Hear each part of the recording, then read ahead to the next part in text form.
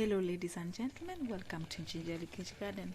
Today I'm going to share to you a recipe on how to make use of apples A to Z.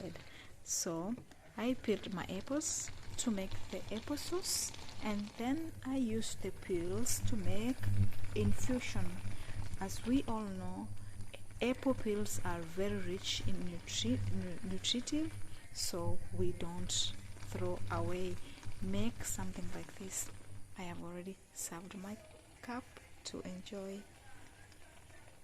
Thank you for watching, and if you find this video useful, please like, subscribe and share to your friends. Don't throw away apple peels, please. Thank you very much. Bye bye for now.